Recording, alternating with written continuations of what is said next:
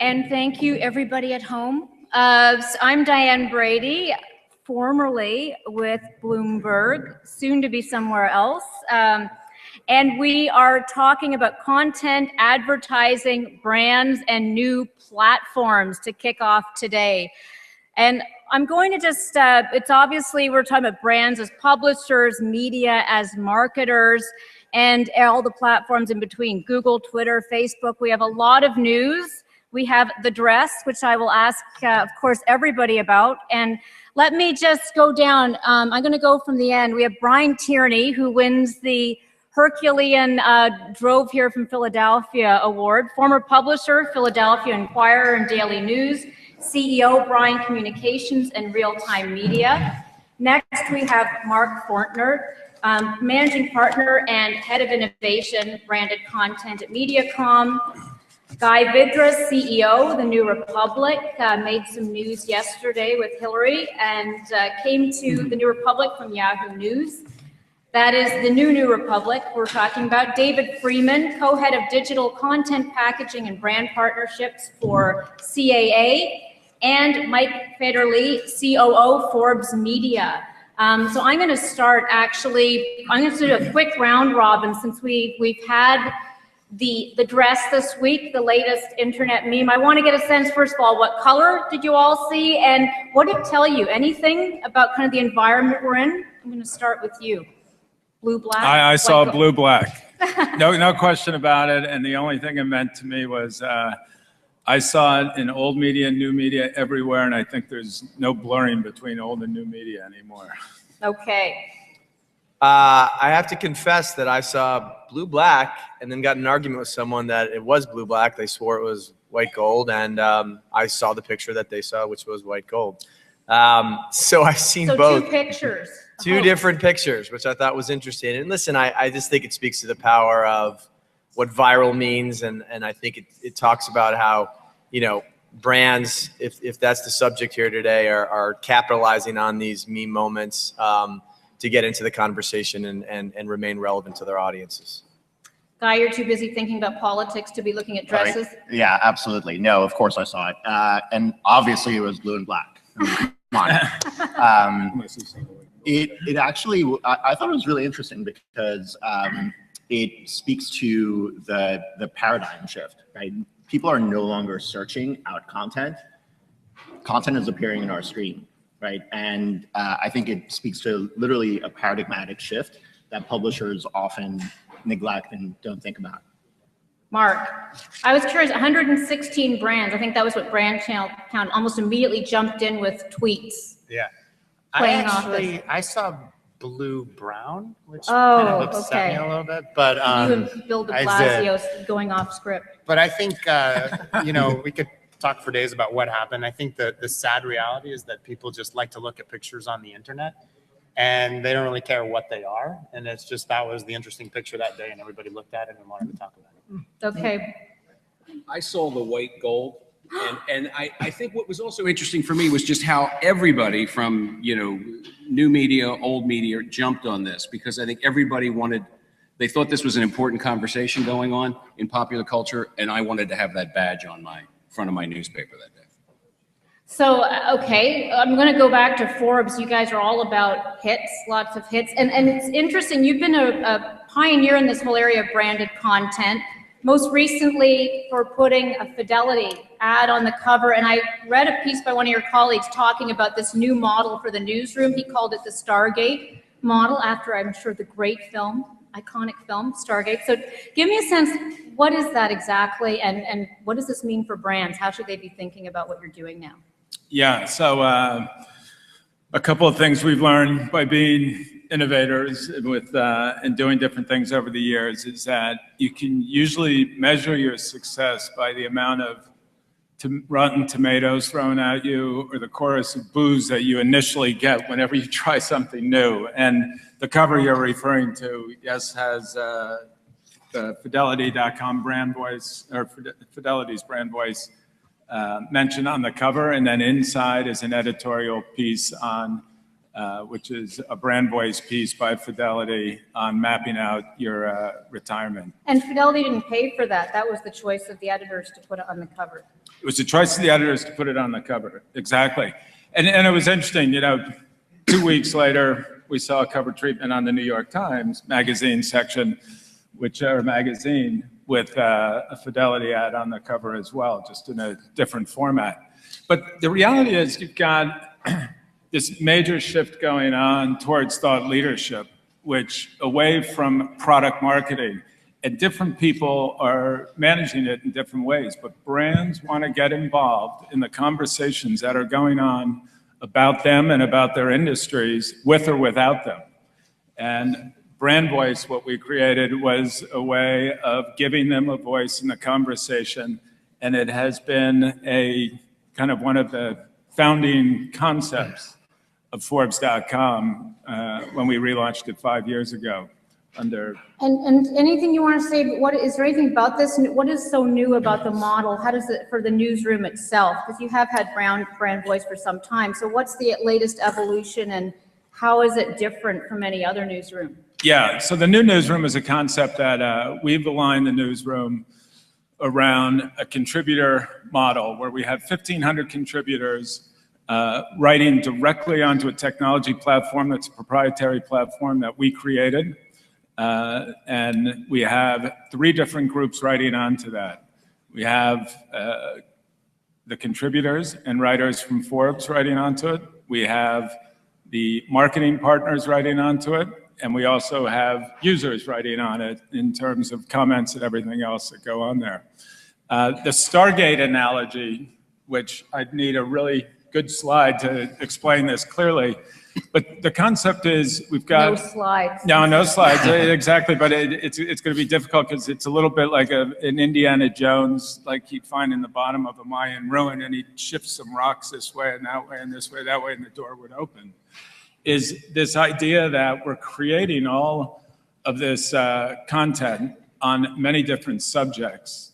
And nowadays, it's aligning it. In the old days in the magazine, you'd have sections of investing, tech, different things. Nowadays, it's about the content aligning with readers' interests and being distributed in smart ways to those readers, aligned with the marketing interests as well. So it's no longer just about packaging the content and putting it out there.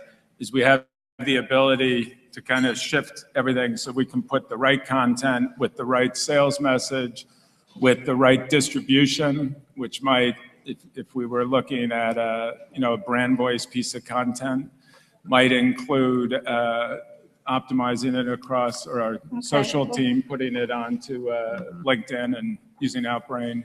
So we'll talk about the different models. And David, CAA has been very innovative, I think, in terms of everything from the new fronts to some of the different content deals. Tell us a little bit about what's sort of going on in terms of your mindset of the platform, some of the interesting deals that are being put together that pivot off the trends you're talking about with regard to brands. Yeah, it's been an amazing 24 months from where we sit. Obviously, there's massive disruptive changes that are happening both in Hollywood and that are happening across media, and that clearly are happening with brands. So we sit in this unique time where our creators are still, many of them are still, doing great work in their traditional lanes.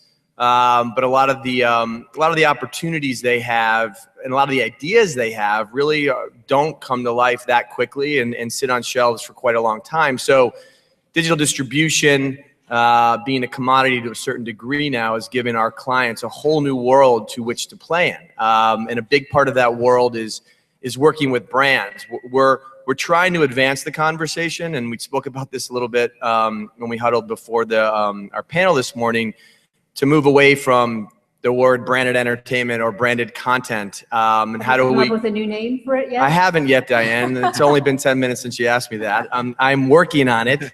But for us, it's how do we get creators and brands talking about creating real IP together? The one thing that creators have and brands have in common is audiences, right? Brands have audiences now. Creators are trying to reach audiences now. clearly talent has audience now. And so we want to have a conversation with brands about creating real IP. What I mean by real IP is the entertainment's first before the brand. The days of product placement, I think, are gone. It's bottom of the shelf discussion. We want to talk to brands about what is the DNA of your brands, what is the story you want to create inside your brands, and how do we capture that with a creator who can capture the essence and the brand sensibility inside of a story, and how does that story is going to attract audiences. So that's the conversation we're having, and I think now that brands really understand that to a certain degree they are publishers, they are programmers, that they have to think about audiences and sustaining those audiences, and it can't just be about shoving their product and how to down their, down the consumer throats. And I think you look at a company like a Red Bull, you look at companies like GoPro and some of the more sophisticated brands out there who are starting to think like media companies, and it's a really interesting time, and we're doing some really interesting things with brands. And brands seem much more excited to have a conversation about creating evergreen content that can be sustained, delivered through digital, packaging with talent who have audience, whether that's digital endemic talent or traditional talent, and launching some interesting partnerships, considering the shifting dynamics. Okay, good. Well, hopefully we'll hear a little bit more about the partnerships. Guy, you had a sort of tumultuous fall, I guess, with some of the exits from the masthead at the New Republic. Now you've got this new look, a new chief product officer, you had new acquisition with Parsley. Tell us a little bit about what's going on and sort of the mindset. What's new about the New Republic under your regime? Well, yeah, we definitely have not been bored over the last several months. So fundamentally, we come into this thinking that there's two key themes, right? The first is we ultimately believe that content creators, that great journalism actually has a tremendously huge audience out there. Mm-hmm.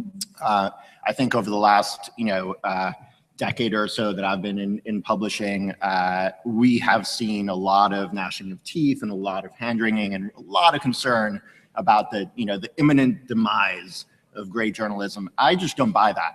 I think that there are literally billions of people out there who can access our great journalism in seconds, right? And that's never been the case before.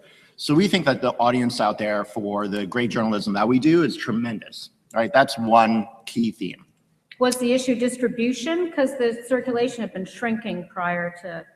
So I think part of it is you're seeing, so first there is the notion that you do have to invest, right? You have to invest not just in journalism, but in creating really flat and horizontal and collaborative newsrooms where product folks, engineers, designers, multimedia editors, and journalists work together to create content. And you have to use data to really start to understand where your audience is, what your audience cares about. And we have to create a service to our audience, which is why and just to be clear, we didn't acquire Parsley, we made an investment in them. Right, okay. That is why we made that investment, and that's why we hired Elliot Pierce as our chief product officer. But I think this is all in service of great journalism, right? And we believe that there's a shift that's emerging and becoming more and more obvious, right? So I think that when I look at online publishers in general, I look at a barbell, right? On one end, there is scale, right? Lots of players out there with scale. I came from Yahoo News. We had pretty decent scale. The Huffington Post, lots of other players out there who are thinking about scale, and that means a certain editorial strategy, right? So a lot of aggregation, quick hits, a lot of the dress, things like that, right? It also, from an advertiser perspective, from a brand perspective, is a phenomenal reach play, right? If you're a brand that wants great reach and tremendous ROI, that's the model you're going after. We also fundamentally believe that there is another path, and that path is a path that can lead to tremendous success, the other end of the barbell, right? And that is about the quality of your audience and the depth of the engagement of that audience, right? Which then determines our editorial strategy, our product strategy, and our monetization strategy, right? So from an editorial perspective, we at the New Republic, the new New Republic, are actually doubling down on depth of reporting and focus and specificity on topics that we think there are tremendously large and engaged and passionate audiences out there for. Does that change the kind of brands that should be interested in you? The way Yeah, brands engage with you? Because if reach is not the goal?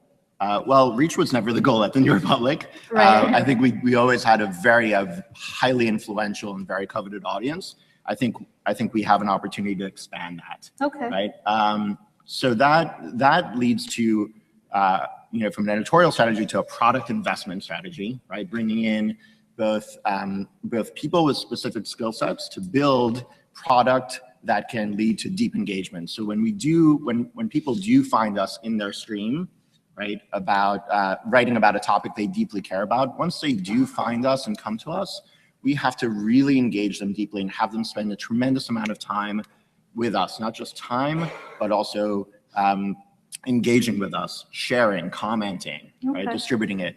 And from a monetization perspective, that, as we've heard before, it really presents us with an opportunity to let brands enter into that conversation. If we are having a deep and engaged conversation with people who are passionate about, let's say, climate change, right?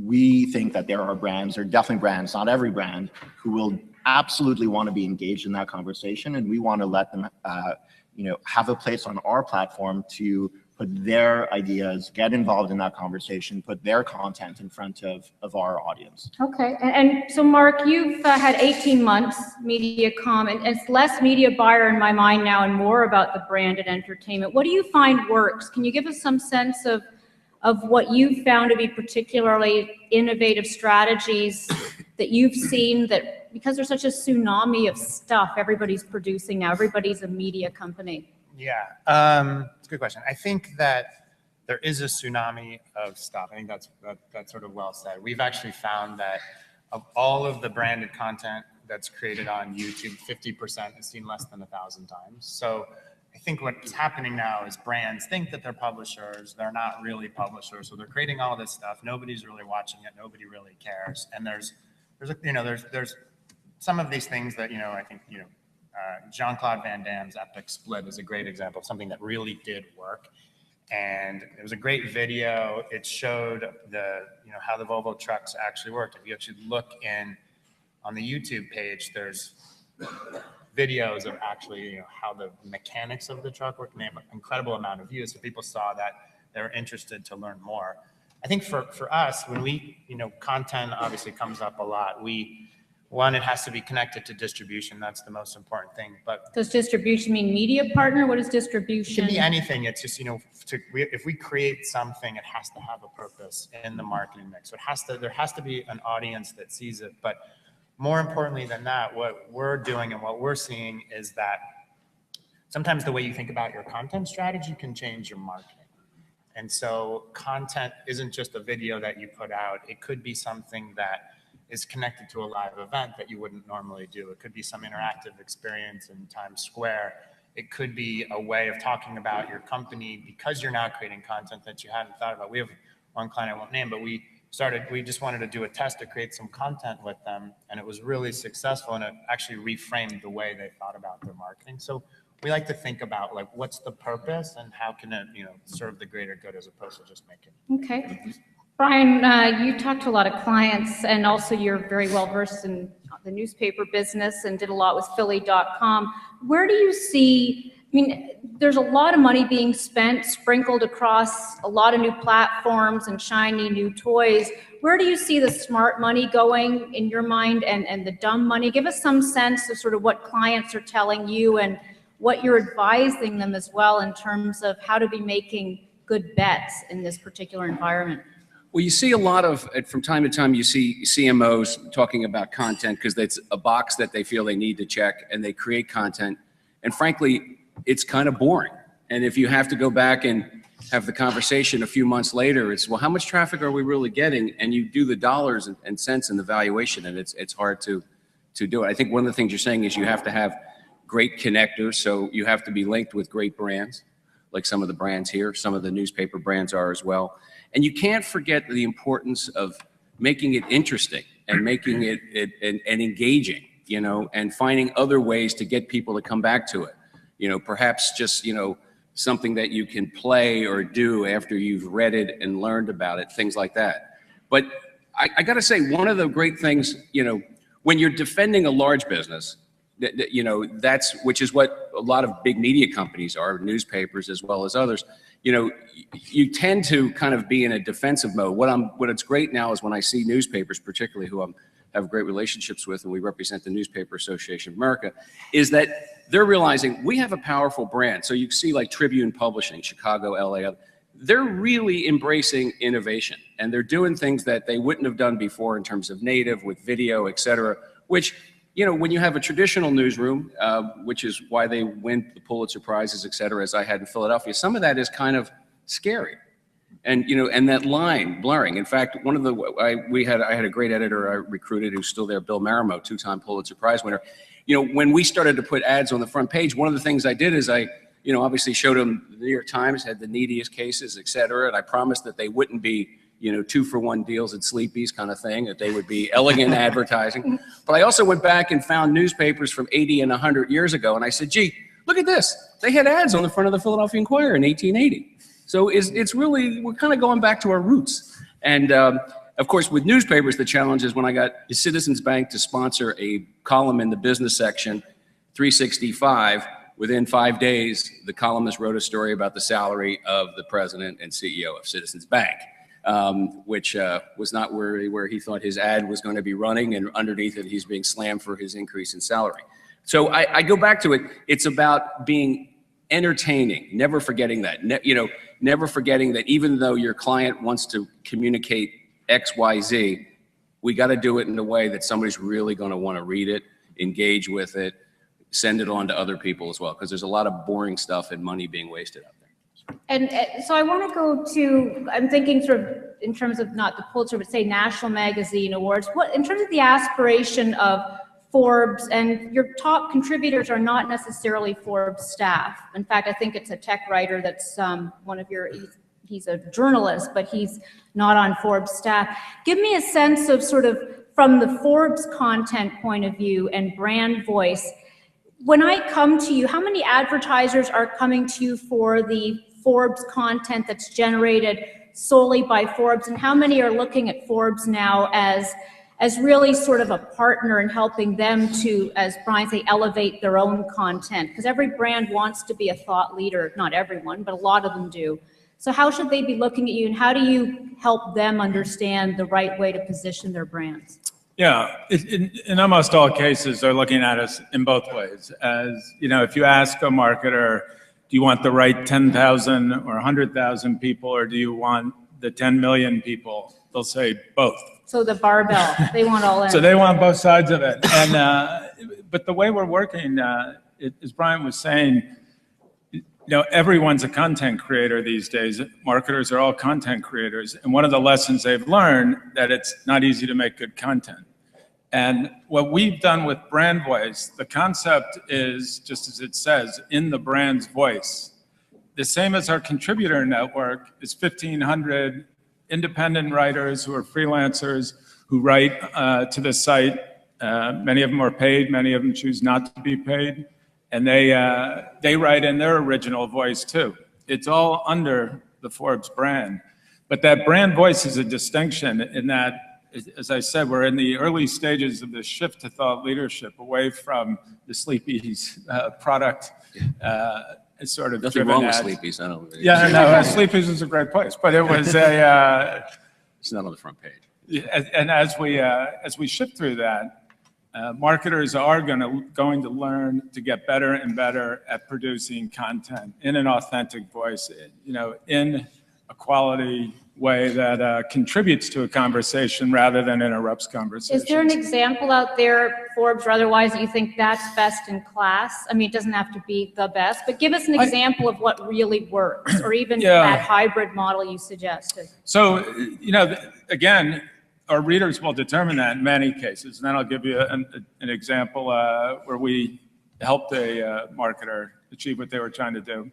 But they publish, the radical thing we did is the brands publish directly on to the site the same way the 1,500 contributors publish directly onto the site, the same way Forbes staff writers publish directly onto the site. They, and they get the same sort of rankings in terms of best, hottest, trending stories. And oftentimes you'll see a well-written brand voice as one of our top 10 or trending stories. Now, in a lot of cases, as marketers do find their way in creating content, they come to us and ask, where can we, where is great content that we're creating or can help facilitate them to create good content? And with AT&T, which ran a second cover on Forbes a couple of, about 3 issues ago. 30 under 30. The 30 under 30, and what it was they participated, someone had mentioned, I think it was Brian, in terms of at conferences. They participated in the conference itself. They were filming, company birth stories in terms of how entrepreneurs got started. They chose one of the winners of our Shark Tank-like competition there, who developed a soccer ball that generates energy through the kinetic energy of the soccer ball that actually can then be generating power and electricity in areas that don't have a grid. So they use that content to promote what the kind of stories that they want to be telling. So it's a combination of the two. But where we have distinguished, we are not having our writers and editors writing for clients. Right. We you do think have that's a mistake? Well, I think it's a Force the mistake. writers to be doing a combination of both. Mistake, I don't know, because again, we're in these early stages and we'll see which models actually work out. But that does, to me, get into that obfuscation of, well, what is this? Who's writing this, or whose voice is this in? How enthusiastic are they? Yeah. So David, you've got a situation where the talent can go straight to the brands now and doesn't even necessarily, need to have that partner in the middle helping them to create content or even necessarily distribute. I'm thinking of even Mondelez has Blink Studios just inked a big deal with Google. If I was a TV, company, I think I'd be pretty nervous about that. But give me a sense of sort of how, first of all, who are some of the stars we should be watching, and how are they engaging in interesting ways? Because we've long seen they all have their production companies too, but it doesn't always work out well when they're going straight and creating their own products. So what's working in your mind, and what are some of the innovative deals that you've put together? Well, I mean, there's as many people have said in this panel, there's a high volume of stuff out there. What we're seeing that's working is a lot of our top creators are partnering directly with brands. You're right, without necessarily middlemen. I guess you could refer to these middlemen as major media, studios, networks. I think from a studio network perspective, you look at the television industry, certainly from an art perspective, you can make an argument that it's the healthiest that it's ever been, and yet ratings are going down, right? I mean, we know what millennials are doing, and millennials are not, signing up for cable bills and mobile's, on the rise. So for our creators, and I think we'll talk with our traditional creators, there's just a lot of room out there to do a lot of, creative things. One example. Traditional creator, you're saying not a YouTube star? Or? Well, I'm going to get to the YouTube star in a second, but you look at a guy like Ron Howard, right? Okay. And you think about the project that he partnered with Canon on called Project Imagination, where Ron was at the center of a really interesting content-driven campaign, and Ron helped sit down with Canon to invent what it was. And at its core, Canon was asking its consumers and audiences to submit really unique pictures in different verticals. Ron came in to identify the best 10 in various verticals. And then literally with the help of his daughter Bryce, from the winning 10 different pictures, they strung together a 20-minute narrative story that was a huge, huge success. Mm-hmm. You had massive engagement in terms of the UGC, people submitting photos. And then they actually let people into that fourth wall and let them see how they actually created this content, which was an amazing story and won many different awards and really moved the needle for Canon. Ron is also a very inventive guy with his partner, Brian Grazer. And they actually helped to launch a digital studio called Newform. Newform Digital Studios is 100% just operating in digital and partnering, as now we'll talk about YouTube, partnering with a lot of massive YouTube stars to build IP. It's been an absolute phenomenon to see what's happened in the last 24 months with these YouTube stars who we now represent, a handful of them. And there are so many different ways that they are in the marketplace. They have massive audience, massive reach. You know, you look at some of the bigger YouTube stars who have 4, 5, 10 million subscribers, and I think it's fair to challenge that the engagement levels between these YouTubers versus mid-tier cable stations is actually higher. You have kids out there who are literally sitting by their phones waiting for this next video, which allows us a lot of opportunities to partner with traditional talent who are some of the bigger, you know, movie makers out there to produce 90-minute films that are being released like Camp Dakota, which we were talking about earlier, as a transactional VOD product.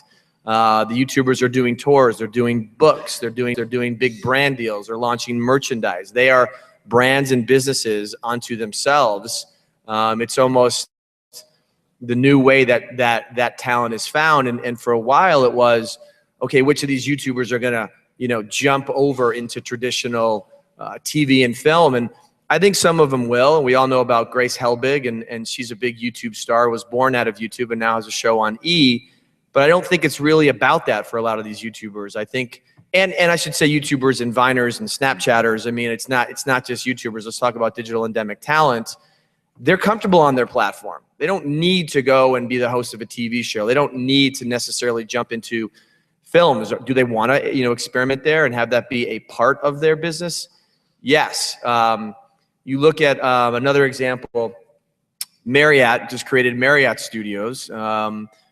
Again, an example of a brand that is acting like, you know, a publisher and very forward thinking, has partnered with a number of our YouTube clients just to do traditional development deals and saying, okay, YouTuber, come in here, tell us your ideas, let's partner, let's build some content, and let's get it out there through our distribution pipeline. You can stay in the bedroom of your choice, you've seen on YouTube. So it's interesting. I want to jump, I'm going to go back to Guy in a second. I want to jump to Mark, because you did something at one of the auto show, New York Auto Show, that I think is also emblematic of where we're going in terms of branded content. Can you tell us a little bit about that and sort of why it worked? Yeah, like I said before, I think that, you know, there's a lot of things happening out there, and if you don't have a purpose for it, it's a real problem. So we actually, and two things. So one, we believe that you can create content tied to real world events that can be really successful, both in what you're capturing and also how you're distributing it. So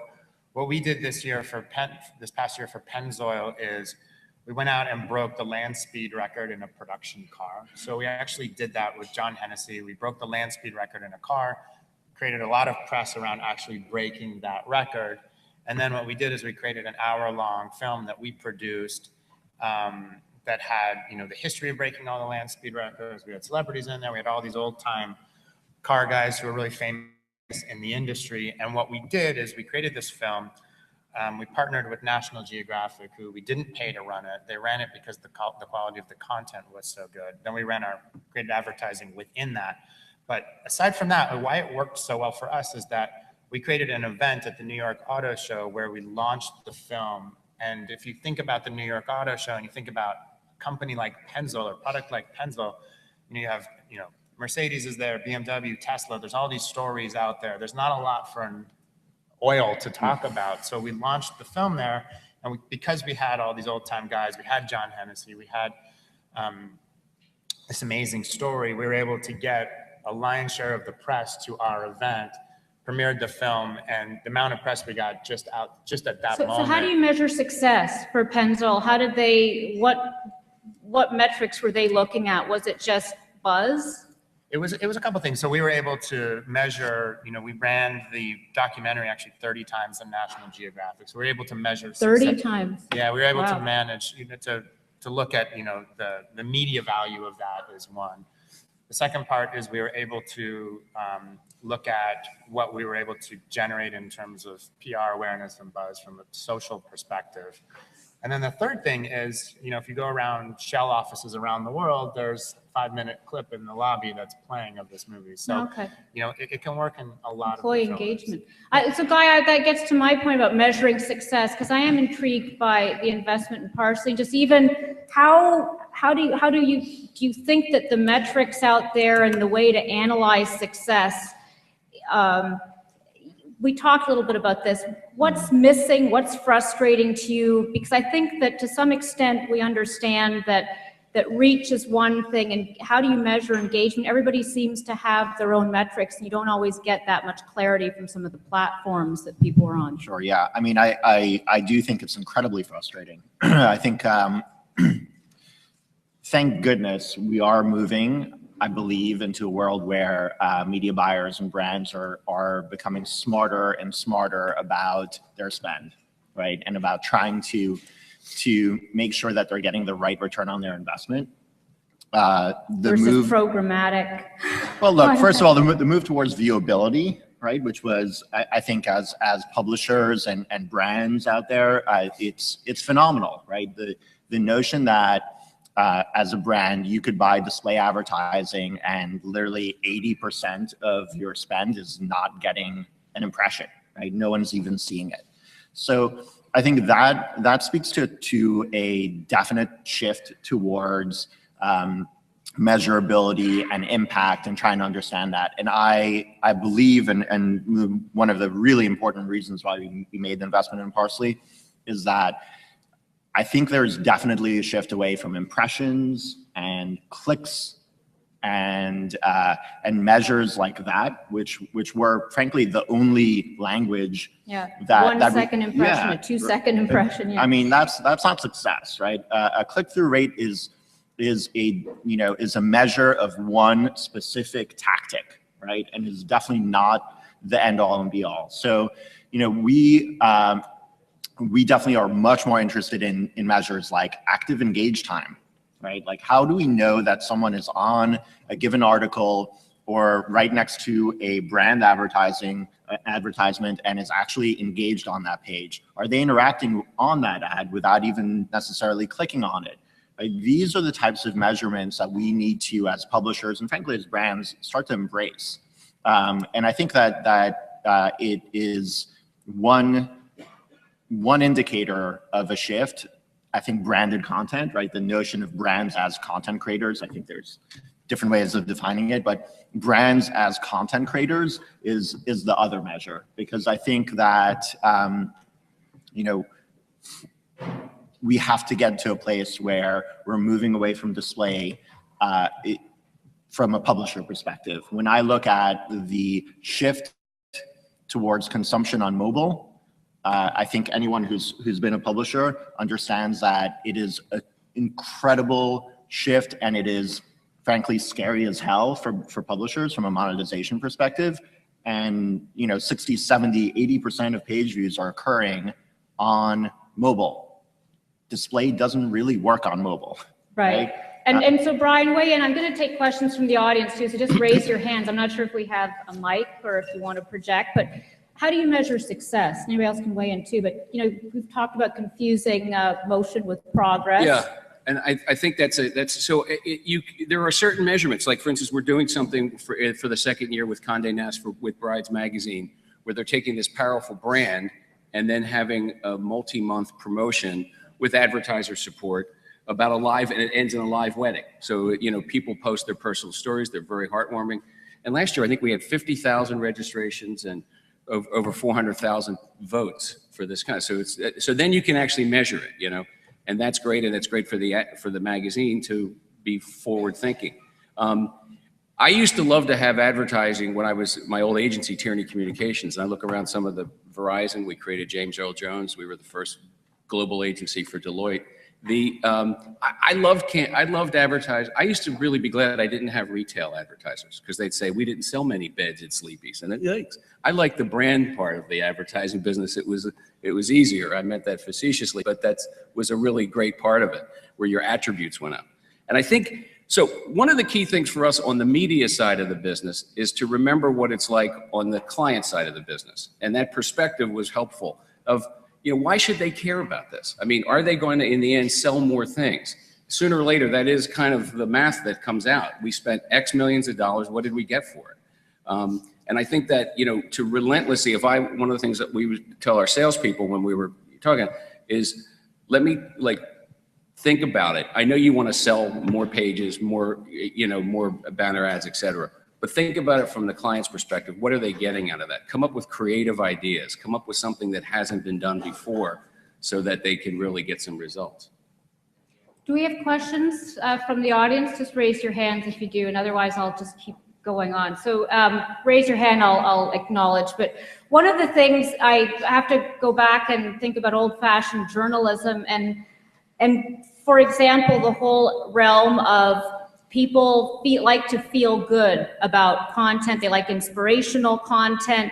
And how does it affect, when brands are looking for content that's positive, that makes people feel good?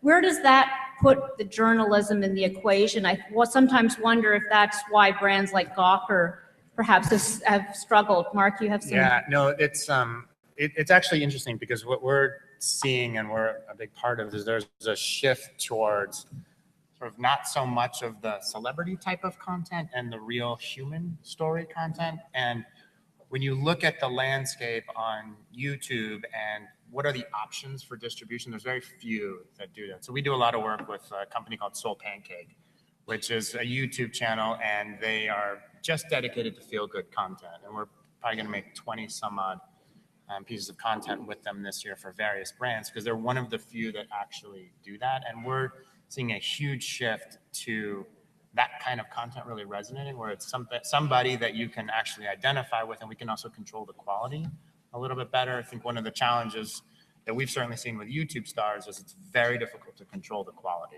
in terms of the story that you're telling, how you're telling it, what they're saying, what the brand message is. It's very difficult, and it's almost to the point where it's too much work for clients and agencies to They might go rogue in a quality way. I mean, we still do it, but it's difficult. But what about the tradition? What about the, obviously you're in a different part of the equation, but I'll go, maybe Mike address this. I think that it's a real issue when I don't want to have my ad next to ISIS, but I want to hear about ISIS. And so how does that leave the monetization part of the equation for the content that we all need to know? Yeah. So the business and finance category doesn't always lend itself to the most happy stuff. And that's not really the mission. So there's no mission to go write happy content, but we do write content, a lot of content around careers, which I think what we have seen, and I think across YouTube you see this, is that people respond very well to shared experience, even more so than how to. It's a shared experience they want to know, whether it's a shopping experience or a story being told about a personal experience that others can relate to. Where it really clicks with us is when we find that community groups within our readership, and I'll use Under 30 as a great example, in that bringing a group of about 1,500 under 30 award winners down to Philly last year, and we created an app for that allowed them, and we instantly saw this incredible uptake in terms of their communication with one another prior to the event, in terms of segmenting what their interests were and how they would meet up with one another, and then the continuing conversation during the event. And now, almost 6 months later, the ongoing conversation that's still happening on the app and has resulted in meetups all over the country of these groups forming themselves. And that is where we can help clients engage in that kind of measurable and demonstrable sort of really important information that these people are defining as to what's important or feel good, I guess, under the. I just want to add one thing on the shared experiences. This is kind of interesting. One of the largest and fastest growing segments on YouTube are these videos that we call them unboxing videos. And you've probably seen them. It's literally like somebody standing there is like, hey, today I got the new iPhone, and they take it out of the box and they film the experience of them taking it out of the box. And it is Gripping it is entertainment. fascinating how interesting that is to people and how much of a win. Why Right up there that's with how to interesting. shave. There's a whole series of flossing videos that are coming out too as well that are I'm going to comment on the Forbes conference. That was really, Forbes has always been on the agency side. I've always admired the brand. I mean, they had a sense of it from back in the days of the Forbes yacht, et cetera, coming to town, advertisers, that experiential thing that I'm in a cool club when I'm advertising with Forbes. And I love the way that your millennial conference kind of reached out to this new audience, just kept the equity of the brand itself, but yet made it kind of accessible. And I think it was really smart. And obviously got great media coverage, great attendance, made some news with Monica Lewinsky doing her first talk. It was a smart move. Really smart. That's what I meant to say. We have a question back here.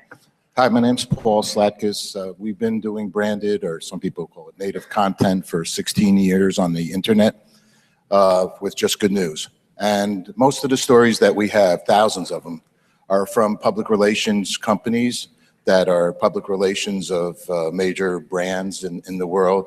And we've accepted those commentaries, which have always been interesting. And then at the end, they might say, this has been brought to you by XYZ. And they've always been for free, and we've never charged anybody for that commentary. What do you think public relations, how does that fit in now? Because that has always been their job, to get placement for free. Right.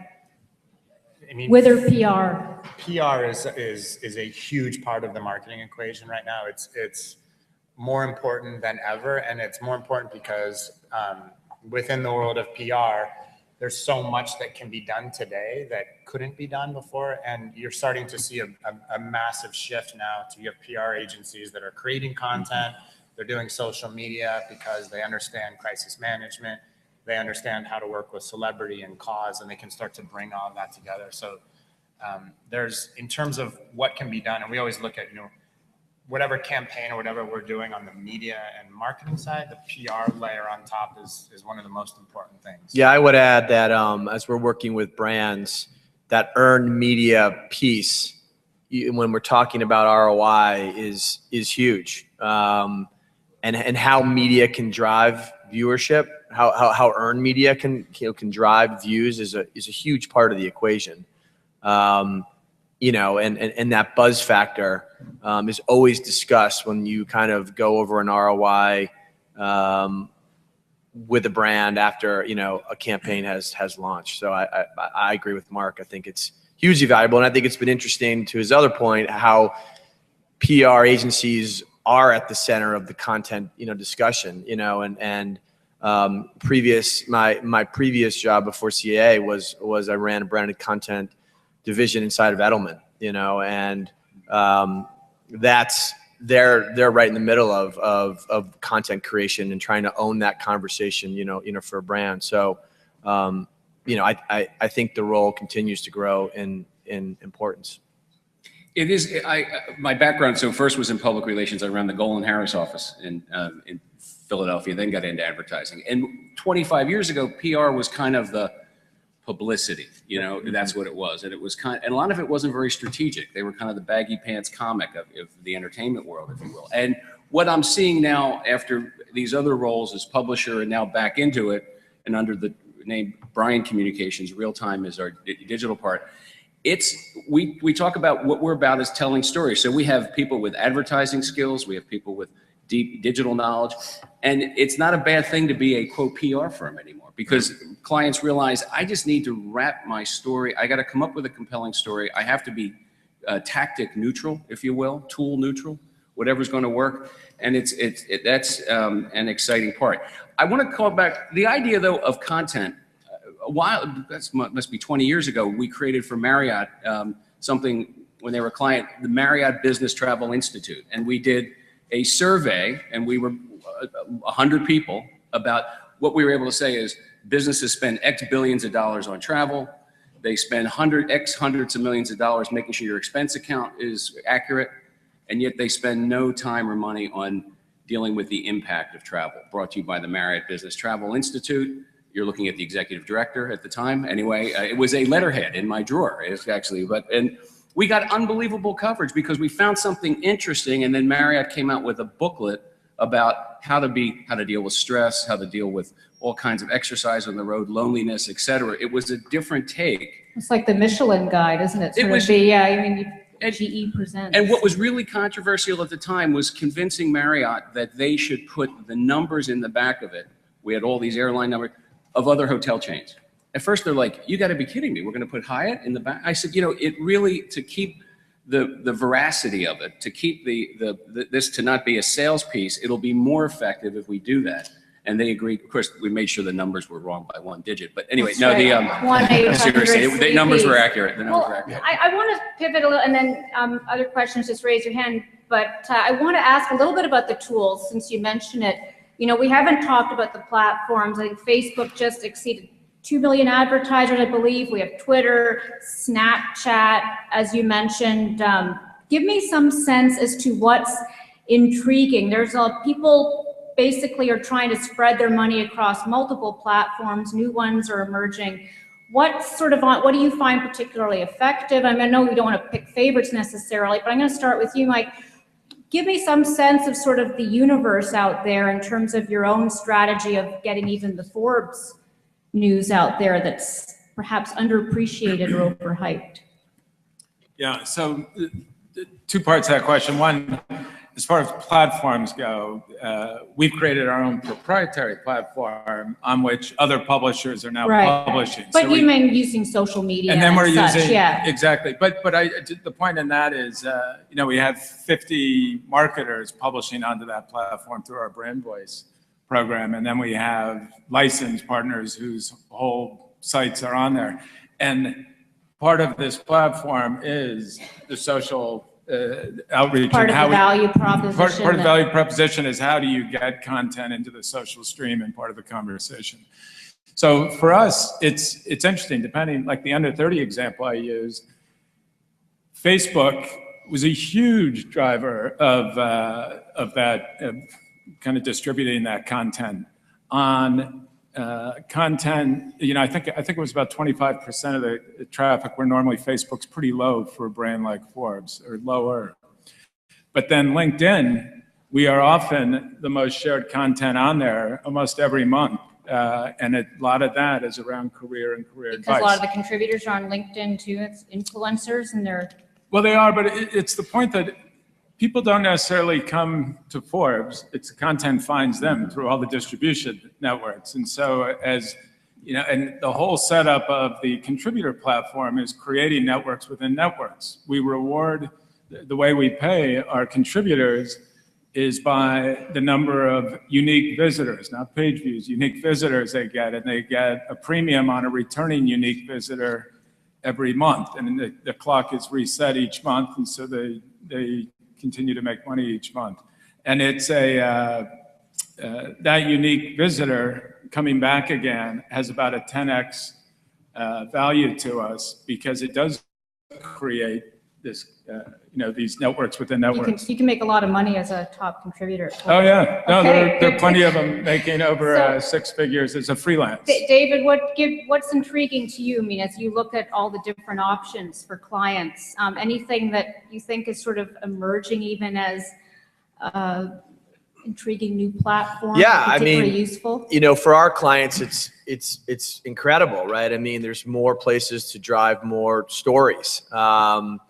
You know, and in relation to brands, we're trying to create distribution strategies that cut across multiple platforms.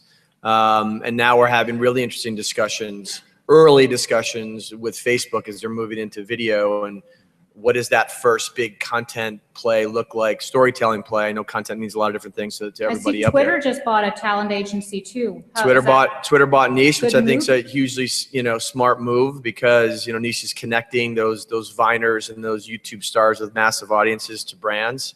You know, and certainly, you know, a lot of that digital endemic talent, you know, comes off YouTube, but now there's other platforms that are making a push even against YouTube, or I don't want to say against, but a company like Vessel that Jason, you know, Keelar is starting. where he's really getting into, you know, a subscription model around short form content. And will those super fans of Viners and YouTube stars, you know, pay for an exclusive window to see something early, you know, on Vessel? So, and then obviously all the programming that's happening on Netflix and all the programming that's happening on Amazon, and now with Yahoo getting into original programming or traditional formats. It's incredible, because for us, literally, there are probably 2 new platforms that are coming to us every month saying, hey, we want to invest in original content. And we can't even keep up. I mean, we used to track. Mine is 6 seconds, Ocho's 8 seconds. Yeah, and now there's a new Snapchat program that's, you know, a storytelling program that's, you know, that's being, you know, created with a number of YouTube stars and Vine stars. So it's incredible. It's overwhelming, because you know, there's a new player every single month, but it's just massive opportunity. So, Guy, talk about some of the platforms, but you came from Yahoo, incredible, as you said, reach to the New Republic. Even some of the learnings from that experience that you're bringing over. Can you talk a little bit about that in terms of just the platforms that you're looking at in terms of how to get that message out and deepen the relationship you were talking about? Sure. I do think, you know, as everyone has said, it is tremendous opportunity, right? These platforms represent audiences in the billions, right? And I think what's really interesting is just being able to be really strategic about what platform you're using, to what end, right? There should be different strategies and different tactics on each one of those platforms, and being able to measure more effectively. Right. So I think, you know, one of the things I really hope for is a lot more data, right, from a lot of these platforms, so we know what's working and what isn't. You don't currently get that? Well, some do better job than others, right? And we have to layer our own data and make some assumptions, and that's why we're investing in that. But for us, it's very clear that certain things work on certain platforms. So, for example, we had a piece out in our last issue from Rebecca Traister, who is a phenomenal columnist, and she wrote about the struggles of working mothers in America, right? The fact Atlantic's found that does very well. Sorry? The mom card does very well. The mom card does very well, and we've spoken about this before, but it's a shared experience, and she hit it on the head, and it just spoke to a lot of folks. And guess what? It did incredibly well on Facebook, right? When we write a piece that's very sort of policy driven, maybe a little less about shared experience and more about inside the Beltway, you know, the channel for that is frankly Twitter and the influencers on Twitter who really care deeply about that topic. So I think it's really important just to understand what platform you're going after, what audience you're going after on that platform, and to be able to really measure and continuously sort of iterate on that. And so that's what we're trying to do.